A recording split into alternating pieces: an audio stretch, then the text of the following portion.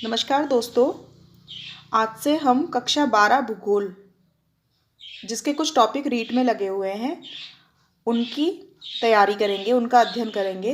तो इसके लिए सबसे पहले हम कक्षा 12 भूगोल में टॉपिक देख लेते हैं कि रीट में उसमें से कौन कौन से टॉपिक लगे हुए हैं। तो ये जो भाग ए है उसमें तो मोस्टली विश्व का भूगोल है, मानव भूगोल, प्रकृति व विषय क्षेत्र, ये सब रीट में नहीं आएंगे। तो रीट का पहला टॉपिक इसमें है पर्यावरणीय समस्याएं एवं समाधान। उसके बाद है रीट में लगा हुआ भारत जनसंख्या वितरण, संसाधन में नहीं है, जैविक अजैविक नहीं है, ऊर्जा नहीं है, कृषि है, उद्योग है, परिवहन है। राजस्थान में ये भारत में नियोजन नहीं है, नियोजन एवं सतत विकास नहीं है। सिंचाई एवं पेयजल में कुछ कुछ टॉपिक जल संरक्षण से हम ले सकते हैं। राजस्थान खनिज व उद्योग और राजस्थान की जनसंख्या, ये टॉपिक हम कक्षा 12 भूगोल में से पढ़ेंगे। तो चलिए आज से हम शुरू करते हैं कक्षा 12 भूगोल का जो टॉपिक हमने रीट में हमको पढ़ना है। ठीक है, चलिए शुरू करते हैं। तो इसका ये टॉपिक है पर्यावरणीय समस्याएं एवं समाधान। सिलेबस में देखेंगे तो पृथ्वी एवं हमारा पर्यावरण का लास्ट वाला टॉपिक दिया हुआ है, पर्यावरणीय समस्याएं एवं समाधान। तो चलिए आज हम इसकी शुरुआत करते हैं। जिसने चैनल को सब्सक्राइब नहीं किया है तो प्लीज़ उसको सब्सक्राइब कर दीजिए। आइए शुरू करते हैं। पर्यावरण का अर्थ। पर्यावरण शब्द का निर्माण दो शब्दों परि प्लस आवरण से हुआ है। इसका शाब्दिक अर्थ क्या है? बाहरी आवरण, अर्थात हमारे चारों ओर जो प्राकृतिक, भौतिक व सामाजिक आवरण है वही वास्तविक अर्थों में पर्यावरण कहलाता है। परिधन आवरण, परि बाहरी, आवरण मतलब घेरा हुआ। जिस चीज़ ने, जिन जिन चीज़ों ने हमको चारों तरफ से घेरा हुआ है, चाहे वो प्राकृतिक हो, चाहे वो भौतिक हो, चाहे वो सामाजिक हो, वही वास्तविक अर्थों में पर्यावरण कहलाता है। अंग्रेजी में पर्यावरण को एनवायरनमेंट कहते हैं। जीव जिस वातावरण या परिस्थितियों में रहता है उसे उसका पर्यावरण कहते हैं। पर्यावरण में जीवों के जीवन यापन हेतु मूलभूत सुविधाएं उपलब्ध होती हैं। कौन कौन सी सुविधाएं? जैसे हवा है, पानी है, खाद्यान्न है, आवास है और प्रकाश। ये सारी क्या है? मूलभूत सुविधाएं। इनके बिना एक जीवन संभव नहीं है। हवा जीने के लिए चाहिए, पानी चाहिए, खाने को अनाज भी चाहिए, रहने के लिए घर भी चाहिए और सूर्य का प्रकाश भी चाहिए। इन मूलभूत सुविधाओं के साथ वायु, तापमान, प्रकाश या नमी जैसी अन्य कई गौण सुविधाएं भी स्वतः उपस्थित होती हैं। जैसे सांस लेने हेतु ऑक्सीजन एवं नदियों में स्वच्छ जल अनादि काल से इस पृथ्वी पर उपलब्ध है। प्राकृतिक संसाधन प्रारंभ से ही मानव विकास के आधार रहे हैं, परंतु पिछले 200 वर्षों में जनसंख्या के दबाव से इनका दोहन इस प्रकार बढ़ा कि इनके स्वरूप और अस्तित्व पर खतरा मंडराने लगा। पर्यावरण जीवों को प्रभावित करता है और जीव पर्यावरण को प्रभावित करते हैं। ये फैक्ट है कि पर्यावरण जीवों को प्रभावित करता है। यदि हमारे पर्यावरण में कुछ भी, जैसे लगातार बारिश ही बारिश होती जाए तो भी जीव प्रभावित होंगे, अगर बारिश बिल्कुल नहीं हो तो भी जीव प्रभावित होंगे। इसी तरह जीव भी पर्यावरण को प्रभावित करते हैं। हम जो गंदगी फैला रहे हैं, हम जो प्रदूषण कर रहे हैं, इससे हमारा पर्यावरण प्रदूषित हो रहा है। वो जो प्रदूषित पर्यावरण है वो एक जीव को ही पूरी तरह से इफेक्ट करता है। तो ये एक दूसरे के पूरक है। पर्यावरण और जीव एक दूसरे के पूरक है। परिभाषा है, इसकी कुछ परिभाषाएं दी हुई है। जैसे सीसी पाई के अनुसार मनुष्य एक विशेष स्थान पर विशेष समय पर जिन संपूर्ण परिस्थितियों से घिरा होता है इसे पर्यावरण कहा जाता है, सीसी पाई के अनुसार। ऐसे ही बोरिंग के अनुसार है, एक व्यक्ति के पर्यावरण में वह सब कुछ सम्मिलित किया जाता है जो उसके जन्म से मृत्यु पर्यंत प्रभावित करता है। यानी वो सब कुछ सम्मिलित कर देते हैं जो उसको, जब से व्यक्ति जन्म लेता है और तब से जब तक वो मर नहीं जाता, जन्म से मृत्यु पर्यंत वो सारी चीज़ें जो एक मनुष्य को प्रभावित करती है वो उसका पर्यावरण कहलाती है। तो उपयुक्त परिभाषाओं के आधार पर यह कहा जा सकता है कि पर्यावरण किसी एक तत्व का नाम न होकर उन समस्त दशाओं या तत्वों का योग है जो मानव के जीवन और विकास को प्रत्यक्ष या अप्रत्यक्ष रूप से प्रभावित करते हैं। वो सारी दशाएं वो सारे तत्व ये सब मिलकर मानव के जीवन को और उसके विकास को, जो निरंतर वो विकास कर रहा है, इसको या तो इनडायरेक्टली या डायरेक्टली एक प्रभावित जरूर करते हैं। अब है पर्यावरणीय समस्याएं। पर्यावरण में हम कुछ समस्याएं उत्पन्न होने लग गई है इस चैप्टर में, वो ही दिया हुआ है। मानव का सृष्टि की उत्पत्ति से ही प्रकृति के साथ घनिष्ठ संबंध रहा है। पृथ्वी पर मानव के आविर्भाव के साथ ही उसकी आवश्यकताओं का भी जन्म हुआ। आदि मानव का तो जीवन पूर्णतः प्रकृति पर ही निर्भर था। मानव ने अपने भौतिक सुख की प्राप्ति के लिए अनेक कल कारखानों, उद्योगों का विकास किया। जनसंख्या वृद्धि के कारण ग्राम, नगर और महानगरों की संख्या में तीव्र विस्तार होता गया। तो संपूर्ण मानव समाज ने अपनी उत्पत्ति से लेकर 1950 तक जितना प्रकृति का उपयोग किया या उसको हानि पहुंचाई, उतना तो संयुक्त राज्य अमेरिका ने 1950 से 2000 के मध्य 50 वर्षों में ही कर लिया। जितने भी विकसित देश हैं वहाँ पे सबसे ज़्यादा पर्यावरण की हानि हुई है, क्योंकि वहाँ पे प्रकृति का सबसे ज़्यादा दोहन किया गया। तो मानव समाज जब से उत्पन्न हुआ तब से लेकर 1950 तक जितना पूरे समाज ने, पूरे अन्य देशों ने जितना उपयोग किया, उतना तो 1950 से लेकर 2000 केवल 50 वर्षों में अकेले अमेरिका ने कर लिया। इतना दोहन या इतनी हानि तो अकेले अमेरिका ने केवल 50 वर्षों में पहुंचा दी। मानव समाज प्रकृति से सामंजस्य रखने के स्थान पर विजय प्राप्त करने की धारणा पर बढ़ने लगा। हम प्रकृति से सामंजस्य रखेंगे तो प्रकृति हमारे साथ रखेगी, लेकिन मानव समाज वर्तमान में जो आधुनिकता आई है उसमें एक विजय प्राप्त करने की धारणा के साथ आगे बढ़ने लग गया। प्रकृति से सामंजस्य बिठाना भूल गया और बस मुझे विजय हासिल करनी है, इसी बात पर आगे बढ़ने लगा। उसका कुप्रभाव यह हुआ कि दोनों के संबंध बिगड़ने लगे। अगर हम प्रकृति पर विजय प्राप्त करने की कोशिश करेंगे तो प्रकृति भी कुपित होगी, प्रकृति भी हमें बदले में हानि ही पहुंचाएगी। मानव की भोगवादी एवं प्रकृति के शोषण की धारणा अब उसी के जीवन के लिए भयानक समस्या के रूप में आ खड़ी हुई है। जितने भी इस तरह के प्रदूषण हो रहे हैं, जितने भी ये बाढ़ आ रही है, जितने भी ये जैसे उत्तराखंड त्रासदी हुई, ये सब एक पर्यावरण का जो दोहन किया गया है, प्रकृति का जो दोहन शोषण किया गया है मनुष्य के द्वारा, उन सब के ही परिणाम स्वरूप ये सब कुछ अभी हमको देखने को मिल रहा है।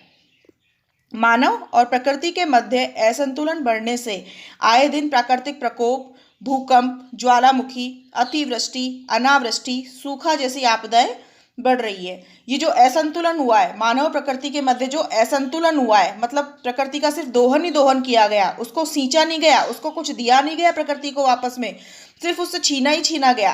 तो प्रकृति ने भी क्या हुआ, प्राकृतिक प्रकोप आए, भूकंप आए, ज्वालामुखी, अतिवृष्टि मतलब या तो बहुत ज़्यादा बारिश हो रही है, अनावृष्टि या बिल्कुल बारिश नहीं हो रही है, या कहीं सूखा पड़ रहा है, अकाल पड़ रहा है, ऐसी आपदाएं लगातार होती जा रही हैं। यही नहीं, मानव जीवन पर भी अनेक तरह के संकट मंडरा रहे हैं। अब आप इसको एक कॉमन वे में देखो। हम दो दोस्त हैं, एक दोस्त किसी भी दोस्त का सब कुछ काम किए जा रहा है।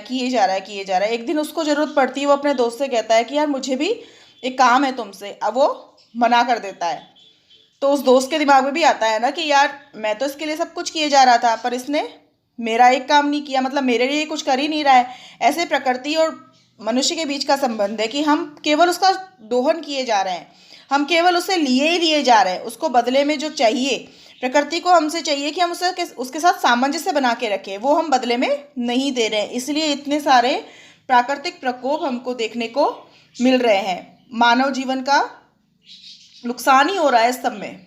यही नहीं, मानव जीवन पर भी अनेक तरह के संकट मंडरा रहे हैं। इन्हीं सब के कारण हर रोज नई व्याधियां सामने आ रही हैं। भोजन श्रृंखला पर बढ़ता दबाव, मौसम तंत्र में आंशिक परिवर्तन, फसल चक्र में परिवर्तन, अम्लीय वर्षा, ग्रीन हाउस प्रभाव, ओजोन परत क्षरण, बंजर भूमि प्रदूषण, मरुस्थलीकरण जैसी अनेक पर्यावरणीय या उससे जनित समस्याएं मानव सभ्यता को समाप्त करने के लिए खड़ी है।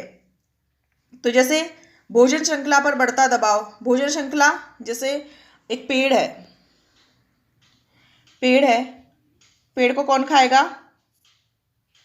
पेड़ से हमको एक जैसे गाजर मिली, ठीक है, ये गाजर मिली, गाजर को खाया खरगोश ने, ये खरगोश ने खाया। खरगोश को एक मांसाहारी जीव ने खाया, मांसाहारी जीव को कितने अपघटक कौन कौन से होंगे, जैसे चील है, इन सब ने खाया। तो उसके बाद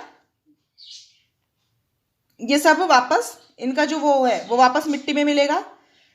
अपघटित होकर ये सारी चीज मिट्टी में मिल जाएगी। अपघटित होने के बाद वापस से पेड़ों की जड़ों से ये पेड़ इस तरह से एक भोजन श्रृंखला बन जाती है। जैसे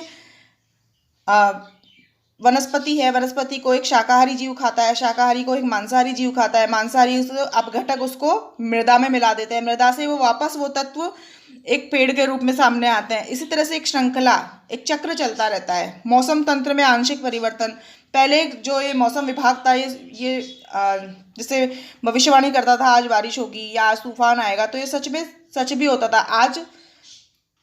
आज जैसे मौसम विभाग करता भी है तो वो आंशिक रूप से सत्य होते हैं।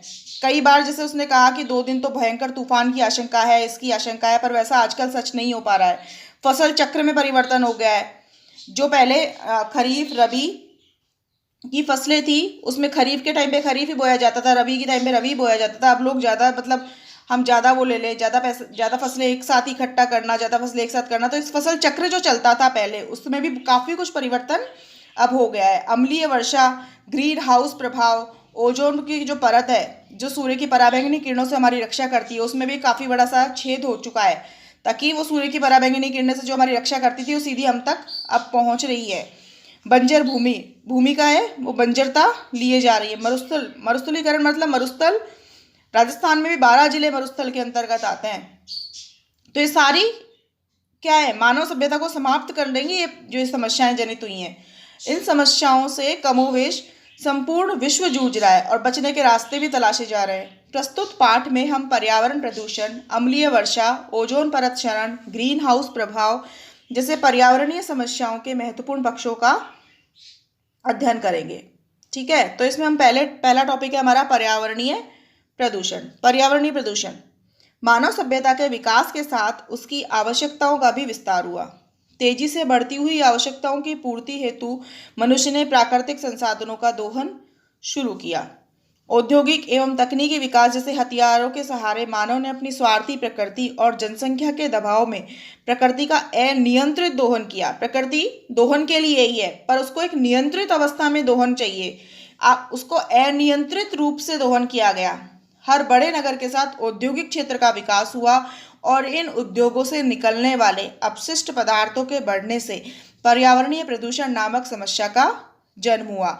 आज देखो बड़े बड़े जितने भी नगर हैं उनके पास में एक औद्योगिक क्षेत्र पहले से ही विकसित किया हुआ होता है जिसमें सारे उद्योग वगैरह होते हैं। तो उनसे जो अपशिष्ट पदार्थ निकलते हैं वो ये तो पानी में मिला दिए जाते हैं, सीधा वायु में पहुंचते हैं, नॉइज पोल्यूशन करते हैं। ये सब एक पर्यावरण प्रदूषण पैदा कर रहे हैं। पर्यावरणीय प्रदूषण आज सिर्फ क्षेत्रीय देशीय समस्या न होकर एक सर्वव्यापी समस्या का रूप ले चुका है। मतलब एक क्षेत्र विशेष की या देश की समस्या नहीं हो गई, ये संपूर्ण विश्व की समस्या हो गई है। कई विकासशील एवं विकसित देश के महानगरों में तो शुद्ध वायु और स्वच्छ पेयजल का संकट खड़ा हो चुका है।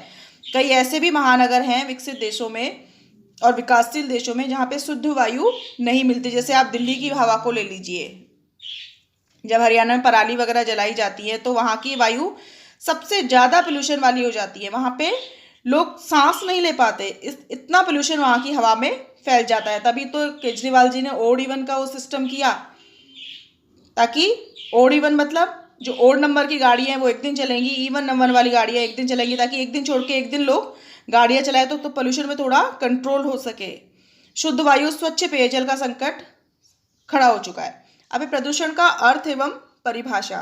प्रदूषण अंग्रेजी के शब्द पोल्यूशन का अनुवाद है जो मूल रूप से लैटिन भाषा के पॉल्यूटस से बना है, जिसका अर्थ क्या है, दूषित करना, टू मेक अनक्लीन, मतलब दूषित करना। वायु, जल एवं मृदा के भौतिक, रासायनिक व जैविक गुणों में होने वाला ऐसा अवांछित परिवर्तन जो मनुष्य के साथ ही संपूर्ण परिवेश के प्राकृतिक एवं सांस्कृतिक तत्वों को हानि पहुंचाता है, इसे प्रदूषण कहते हैं। ये परिभाषा किसने दी है? ईपी ओडम की परिभाषा है ये। अमेरिका की राष्ट्रीय विज्ञान अकादमी के अनुसार वायु, जल तथा पृथ्वी के भौतिक, रासायनिक एवं जैविक गुणों में अवांछनीय परिवर्तन जिससे मनुष्य, अन्य जीवों एवं प्राकृतिक संसाधनों की क्षति होती हो को प्रदूषण कहा जाता है। ये किसकी दी हुई परिभाषा है? अमेरिका की राष्ट्रीय विज्ञान अकेडमी ऐसी एक परिभाषा दी हुई है राष्ट्रीय प्रदूषण शोध समिति के अनुसार, वायु, जल तथा पृथ्वी के भौतिक, रासायनिक तथा जैविक गुणों में नकारात्मक परिवर्तन को प्रदूषण कहते हैं। ऐसे अवांछनीय पदार्थ जो पर्यावरण के किसी भी मूल तत्व में अपनी उपस्थिति से उसे परिवर्तित कर देते हैं या प्रदूषण फैलाते हैं, वो क्या कहलाते हैं? प्रदूषक कहलाते हैं। प्रदूषक किसे कहते हैं? वो अवांछनीय पदार्थ जो पर्यावरण के किसी भी मूल तत्व में अपनी उपस्थिति से उसे परिवर्तित कर देते हैं, मतलब वांछनीय नहीं है, उनको, उन पदार्थों को कोई चाहता नहीं कि ये हो, पर फिर भी वो जैसे अपशिष्ट पदार्थ हैं वो किसी भी मूल तत्व में, या तो वायु में मिल जाएंगे, पानी में मिल जाएंगे, मिट्टी में मिल जाएंगे, तो ऐसे मूल तत्व जो उसको उसका मूल रूप परिवर्तित कर देते हैं, पर्यावरण के तत्व का मूल रूप ही परिवर्तित कर देते हैं या प्रदूषण फैलाते हैं, वो प्रदूषक कहलाते हैं। प्रदूषण सभी प्रकार के जीवों के लिए हानिकारक होने के साथ साथ अजैविक संसाधनों को भी भारी क्षति पहुंचाता है। अब है प्रदूषण के प्रकार। वायुमंडल, स्थलमंडल तथा जलमंडल के जीवन युक्त भागों के संयुक्त क्षेत्र को जैवमंडल कहते हैं। जैवमंडल भी रीट में लगा हुआ है ये टॉपिक, जैवमंडल। इसी जैवमंडल में उपलब्ध सभी प्राकृतिक तत्वों को प्राकृतिक पर्यावरण का नाम दिया जाता है। मानव द्वारा की गई समस्त प्रकार की गतिविधियों से बने प्रदूषकों ने जैवमंडल के इन सभी भागों को प्रभावित किया है। प्रदूषकों की प्रकृति के आधार पर प्रदूषण को विभिन्न प्रकारों में समझा जा सकता है। अब प्रदूषण कितने प्रकार का होता है ये देखिए, कितने तरह के प्रदूषण है।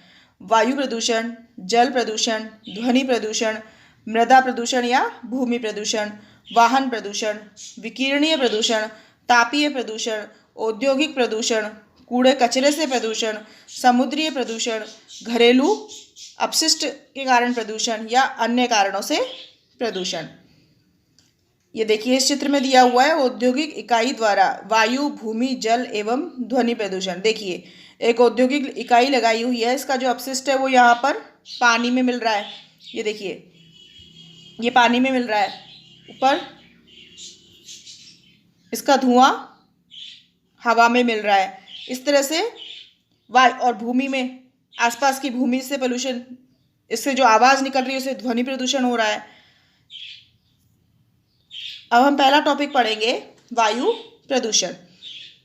समस्त जीव जगत के लिए वायु आवश्यक है, उसके बिना जीवन संभव नहीं है। वायुमंडल में विद्यमान सभी गैस एक निश्चित अनुपात में पाई जाती है। वायुमंडल में सभी गैस एक निश्चित अनुपात में पाई जाती है, जैसे नाइट्रोजन 78.08%, ऑक्सीजन 20.94%, तो इसका हम लगभग मान लेते हैं 21%, ऑर्गन 0.93%, कार्बन डाइऑक्साइड 0.03% तथा अन्य है 0.02%। इस अनुपात में थोड़ा भी परिवर्तन वायुमंडल की संपूर्ण व्यवस्था को प्रभावित कर देता है। ये एक निश्चित अनुपात है वायु का, अगर इसमें थोड़ा सा भी परिवर्तन होता है तो पूरे वायुमंडल का जो सिस्टम है वो मतलब खराब हो जाता है, जिसका परोक्ष या परोक्ष प्रभाव जीव जगत पर ही पड़ता है। वायु प्रदूषण को स्रोत के आधार पर दो भागों में विभाजित किया जाता है। कौन कौन से दो भाग हैं? प्राकृतिक प्रदूषण और अप्राकृतिक प्रदूषण। प्राकृतिक प्रदूषण ये प्रकृति की देन है। ज्वालामुखी उद्गार से निकले पदार्थ, धूल भरी आंधियां, तूफान, दावानल, पहाड़ों का झड़ना आदि प्राकृतिक क्रियाओं से प्रदूषण होता है। ये तो प्राकृतिक प्रदूषण है, जो प्रकृति में कुछ परिवर्तन के कारण भी ये सारे प्रदूषण होते हैं। जैसे ज्वालामुखी उद्गार से निकले पदार्थ से भी प्रदूषण होगा, धूल भरी आंधियां है, तूफान है, दावानल है, पहाड़ जो झड़ने लग जाते हैं। एक टाइम पे पहाड़ भी झड़ने लग जाते हैं जब उनका ज़्यादा ही खोद दिया जाता है उनको, या उनकी ऊपरी परत का क्षरण होने लग जाता है। ये सब प्राकृतिक क्रियाओं के प्रदूषण से होता। अब दूसरा है अप्राकृतिक कारण। अप्राकृतिक कारण में है वायु को प्रदूषित करने में सबसे बड़ा योगदान स्वयं मानव का ही है। घरों में चलाने वाला ईंधन, उद्योग, परिवहन साधन, धूम्रपान, रसायनों का उपयोग, रेडियोधर्मिता जैसे उपयोगों से सर्वाधिक प्रदूषण हो रहा है।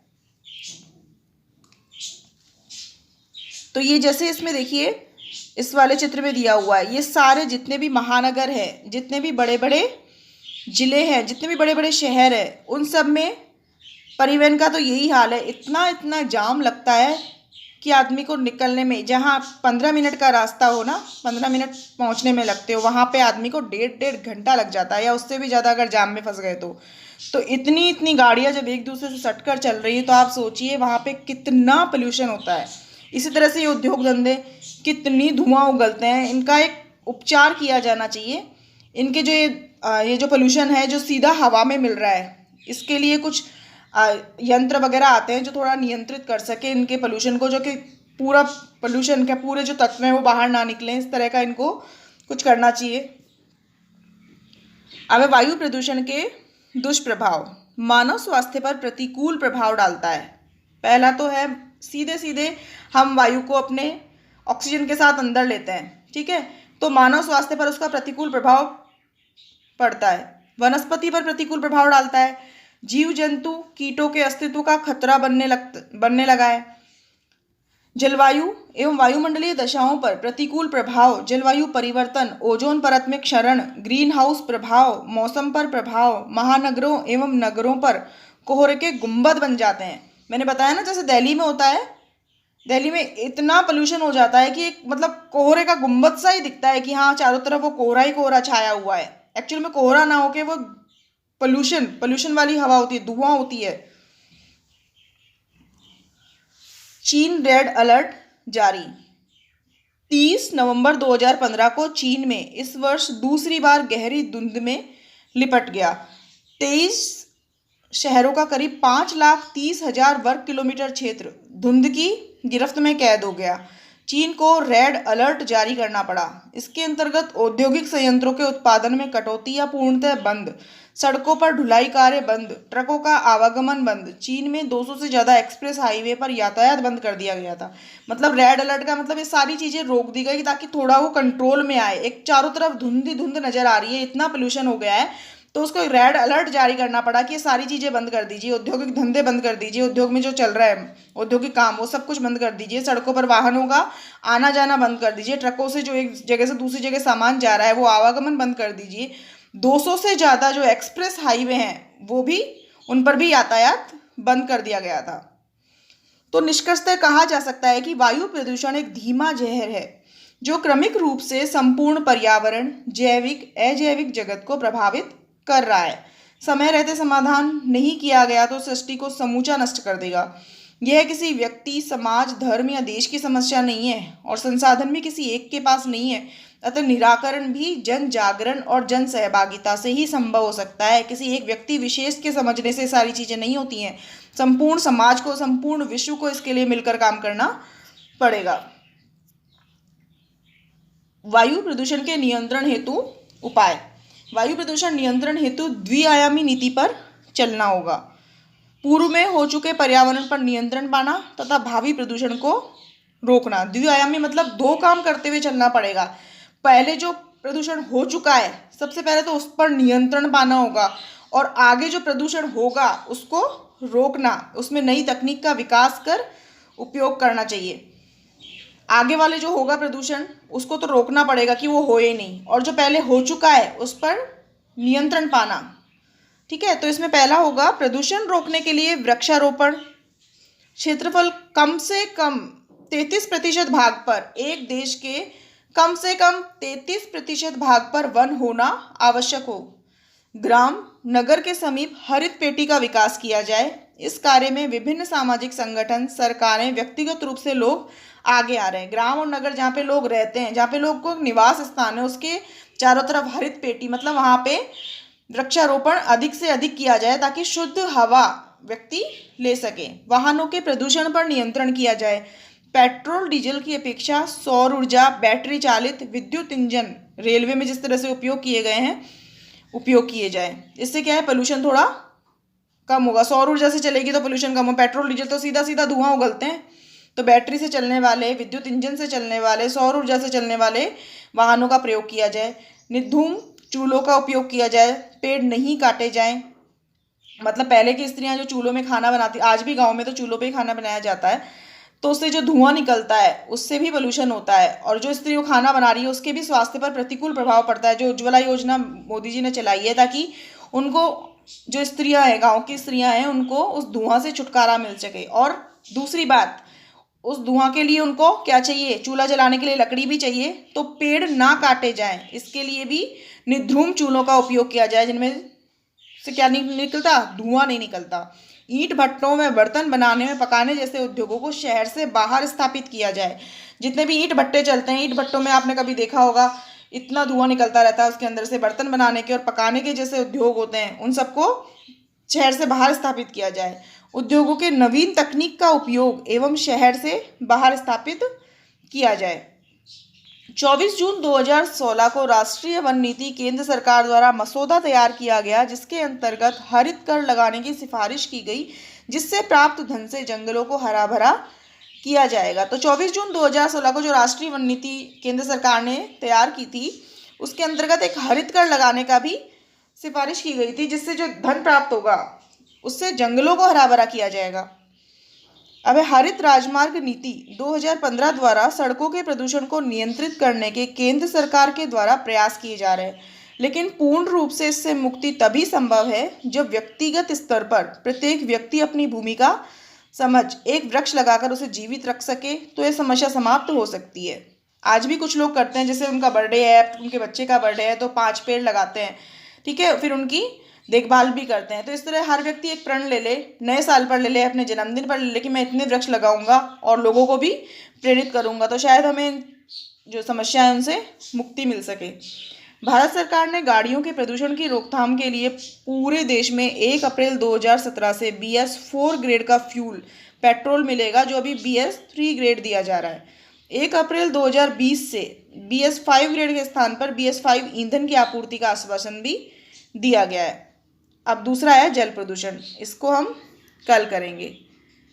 तो आज हमने किया है, कौन सा टॉपिक किया है, वायु प्रदूषण। तो पर्यावरणीय समस्याएं जितनी भी आ रही हैं उनमें हम हर तरह के प्रदूषण के बारे में जानेंगे, उसका निराकरण जानेंगे, और हम लोगों को भी अवेयर करेंगे, ताकि आगे जो हमारे बच्चे हैं छोटे छोटे, उन सबको और ज़्यादा मतलब धीमा जहर है जो पर्यावरण में फैल रहा है उससे ना जूझना पड़े। तो हम पेड़ उगाएंगे, ये इस प्रण के साथ ही आज मैं अपना वीडियो समाप्त करती हूँ। जिसने मेरा चैनल सब्सक्राइब नहीं किया है तो प्लीज़ आप कर लीजिए। आगे हम इसका कल करेंगे। कल हमारा टॉपिक होगा जल प्रदूषण, ठीक है। तो चलिए, थैंक यू।